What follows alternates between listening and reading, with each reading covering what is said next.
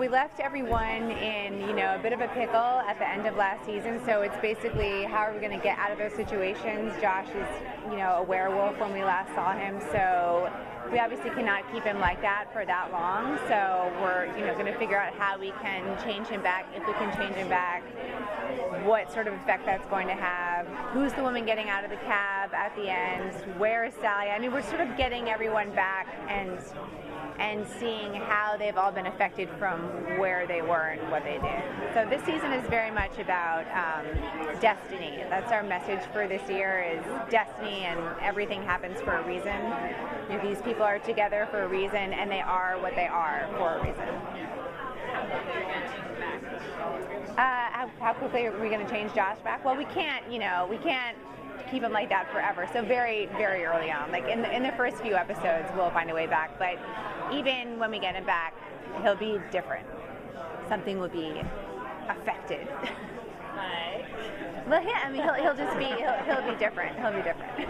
He was, because the way we passed 3 months between seasons 3 and 4, so when we find them, they're living in the woods trying to figure out what to do. So it's a long time to be a werewolf. So it's bound to affect you somehow. The writers real quick.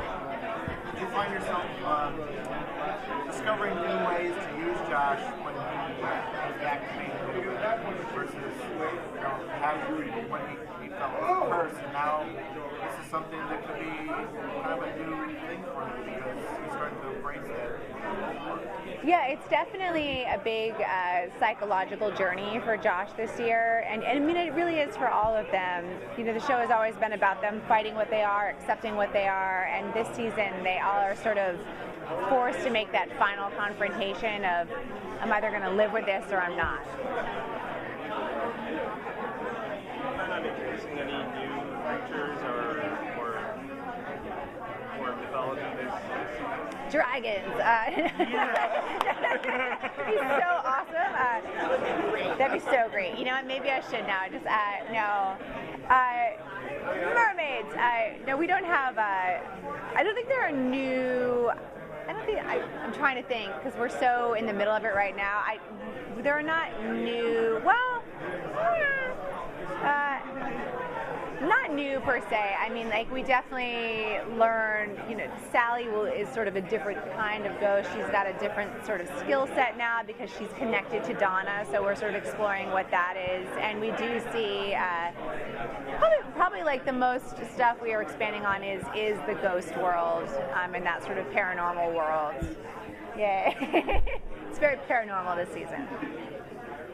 Is there a specific mythology that you're trying to base the ghost realm on? No. I mean, everything that we're doing is really just sort of based on on what we've done so far. We're trying to stay consistent and sort of what makes sense to us. Are you pulling ideas from specific things, or just all over the place? It's kind of all over the place. Yeah.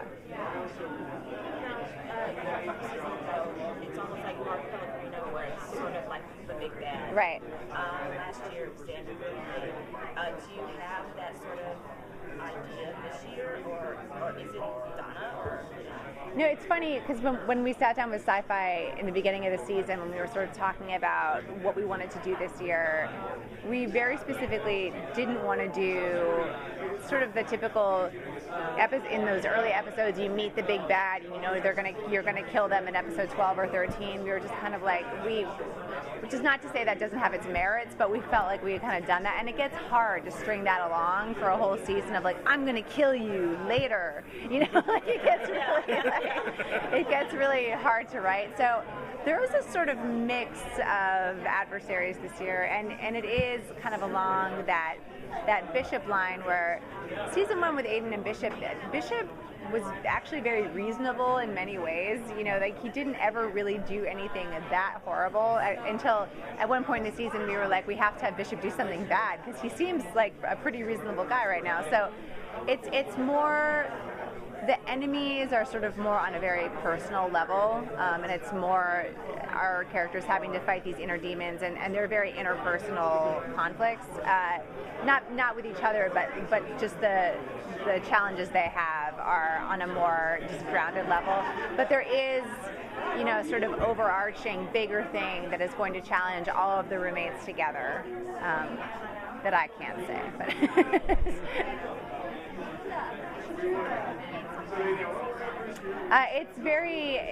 It's very much like last season in that they're really thrown together a lot. I mean, that's the other thing about not having sort of like one big bad who's trying to take everyone down. They're really sort of more dealing with each other and their storylines. We always try to have them cross as much as possible, and whenever we have the stories laid out on the board in the writers' room, it's like we need more roommate scenes where they're all together. So, they're very close and tightly knit this year as always, and their dynamic is they're not very tense with each other. Like some little tensions will flare up, but they're pretty bonded, and they really have to stand up for each other a lot this year and pull each other back from the edge. Thanks, guys. I was just going to ask more about getting into their backstory, some of their history. We saw a lot of other people from their past lives coming into the future. Yes. To their present, sorry. Yes, yeah. I mean, we definitely do. We sort of are exploring a lot about, along the lines of, destiny, what made these people who they are, who made them what they are, and so yeah, we do get into their pasts a lot too. And his wife is bad. She looks like his wife. That will be revealed episode 1, who exactly that is. But that's the mystery as we end season 3. That woman getting out of the cab, who is she? She looks exactly like his wife. Is it, or is it a descendant, or is it something else altogether? We don't know. But yeah, we'll learn a lot about all those people. Okay, great.